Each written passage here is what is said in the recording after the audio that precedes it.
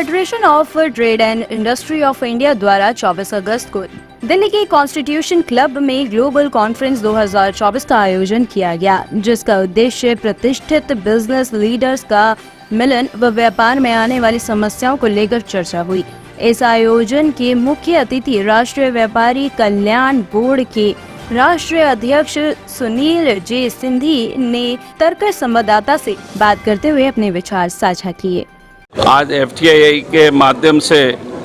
आज ये global conference में आकर मुझे ये ऐसा लगता है कि माननीय देश के यशस्वी प्रधानमंत्री का जो विजन है कि एक भारत श्रेष्ठ भारत, उसी के साथ वो स्वयं बोलते हैं लोकल फॉर वोकल और वोकल फॉर ग्लोबल। तो उसको आज यहाँ के कार्यक्रम को देख के मैं ये कह सकता हूँ कि आने वाली तीसरे टर्म में जिस प्रकार से हमने तय किया था कि मोदी 3 में तीसरी अर्थव्यवस्था भारत बनने वाली है, हम 2014 में 11वीं अर्थव्यवस्था थे, आज 5वीं है और तीसरे टर्म की ये तीसरी अर्थव्यवस्था में हम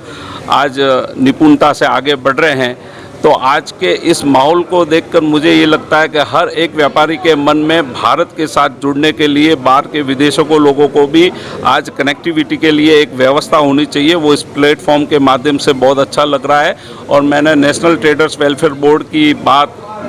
इस कार्यक्रम में रखी, लोगों ने उसको सराहा, क्योंकि अब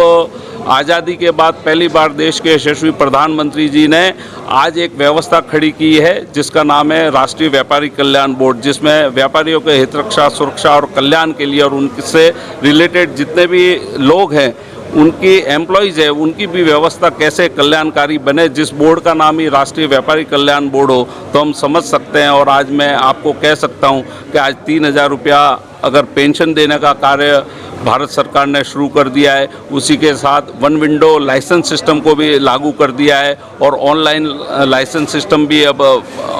पूरे भारत में हो चुका है। और आने वाले समय में एक ज़माना हमको याद है कि जब भी व्यापार का समय होता था, त्यौहार का समय होता था, इस देश में बॉम्ब धड़ाके होते थे और आज जम्मू कश्मीर से इतने बड़े व्यापारी लोग आए हैं और उनकी जो भावना देखकर मैं पिछले दिनों में जम्मू गया था और वहाँ भी कार्यक्रम किया था और आज उसमें से इतने जो व्यापारी मिले हैं और आज सबसे बड़ी रक्षा सुरक्षा से ही अर्थव्यवस्था जुड़ी रहती है। और आज जिस प्रकार से लॉ एंड ऑर्डर मेंटेन हुआ है, 370 लगने के बाद जम्मू कश्मीर में शांति और अमन है, उसी क्रम से हमने पिछले बार लोकसभा के चुनाव में ये देखा कि इतना बड़ा मात्रा में मतदान हुआ है और परसेंटेज बढ़ा है। तो मैं आज विधानसभा का चुनाव वहाँ प्रारंभ हो चुका है, तो आज व्यापारियों से मिलने से मुझे ये लगता है कि आने वाले समय में देश में एक अलग प्रकार का, जम्मू कश्मीर में एक अलग प्रकार का अमन चैन के साथ एक नई सरकार बनने जा रही है, जिससे व्यापारियों के लिए सबसे बड़ी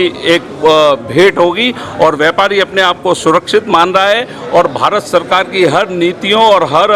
जिस प्रकार की स्कीम है उस स्कीम के साथ जुड़कर अपने व्यापार को आगे बढ़ाना चाहता है। और विगत दिनों में जो पैकेज आज भारत सरकार ने जम्मू कश्मीर में दिया है, उससे व्यापार जगत के साथ साथ रोजगार को बढ़ाने का कार्य किया है और उसी का कारण है कि आज इतनी बड़ी संख्या में व्यापारी बाहर निकलकर भारत के अलग अलग प्रांतों से जुड़कर अपने व्यापार को बढ़ाना चाहता है।